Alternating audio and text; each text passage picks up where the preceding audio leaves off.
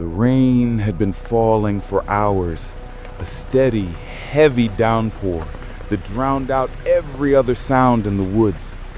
The only light came from a single flickering lamp outside Cabin 12 at Pine Hollow Campground, a small, run-down vacation spot tucked deep into the forests of Oregon. Lena had checked in just before the storm started. She was from Portland, a freelance writer looking for quiet and maybe a little inspiration. The old man who ran the place, Mr. Collins, handed her the keys and warned, "If the rain gets too bad, don't go outside. Power lines fall here sometimes."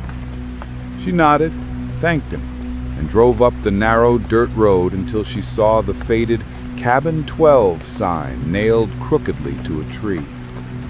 The cabin itself looked older than it had in the photos online.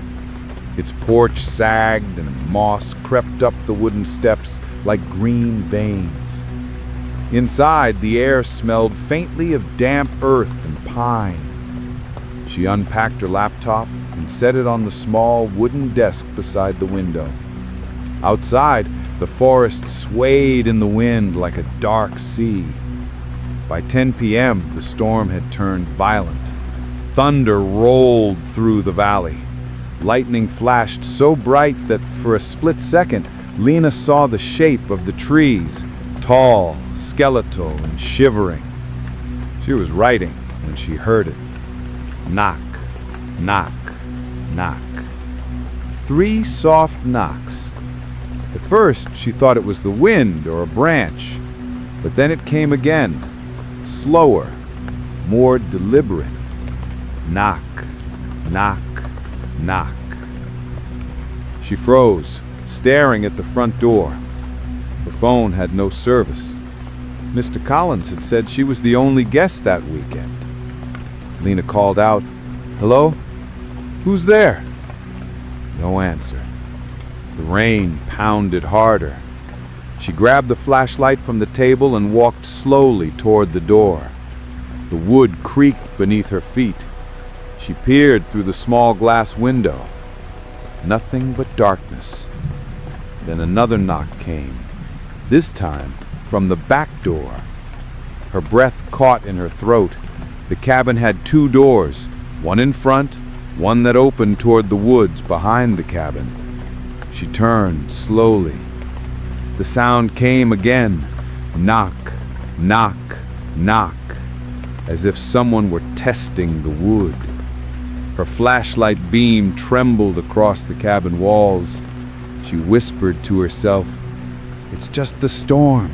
Maybe it's a branch." But she knew it wasn't. She hadn't opened the door yet. Lena's pulse raced. She followed the prints back. They were small, barefoot, almost childlike. Then she heard a voice whisper, faintly, from outside the door. "Can I come in? I'm cold."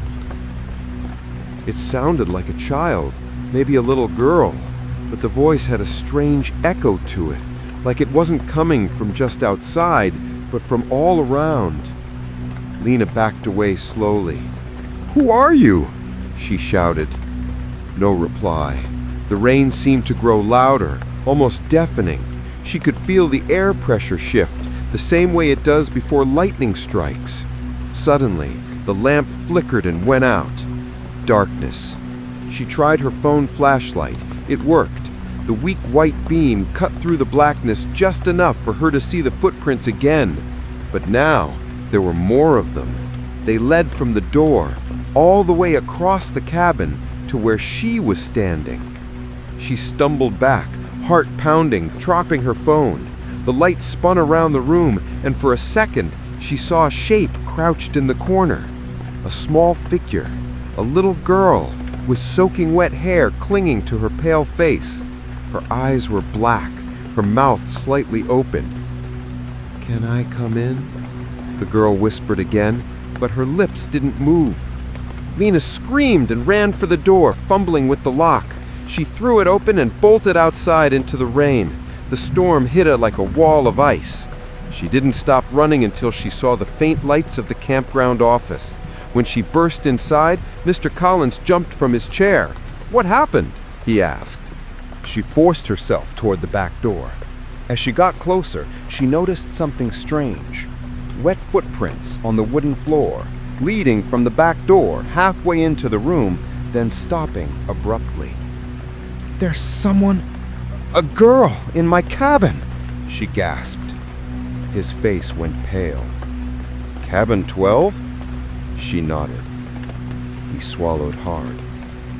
"Ma'am, that cabin's been empty for years. No one stays there after dark." She stared at him, shaking.